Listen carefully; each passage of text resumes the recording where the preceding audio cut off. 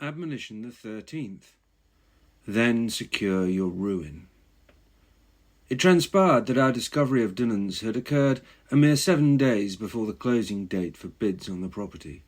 This was just enough time to organise ourselves, beginning with a lengthy discussion about what we should offer.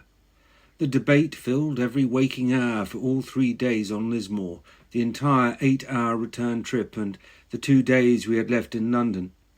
We submitted the bid via George and his fax at the very last moment, the offer price being subject to change until the last moment.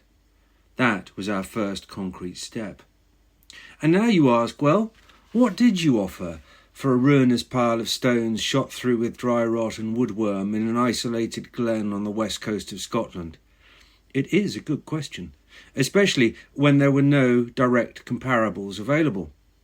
Usually, fire-ruined buildings such as Dunnans are immediately flattened or rebuilt on insurance money, and those that aren't are usually picturesque or historically important or both, like Castle Lachlan nearby, which had been shelled into ruination by the British Navy sometime in the 18th century.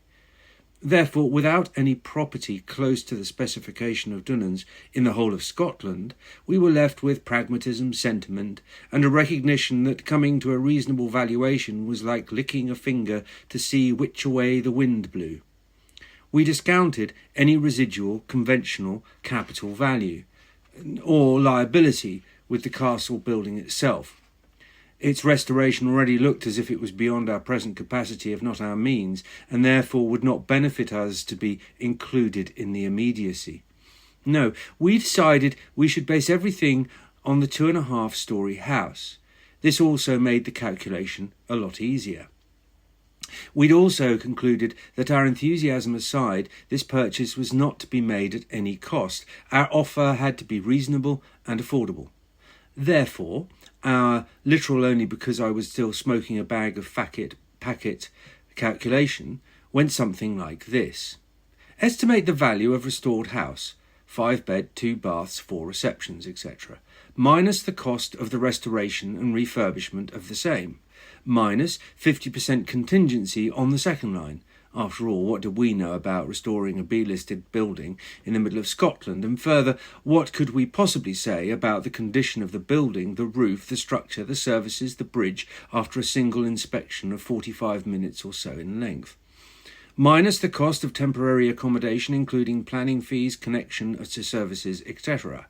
Factor in a rough value of what we could afford to pay for the purchase and restoration given the sale of house in London. Add in the effect of stamp duty.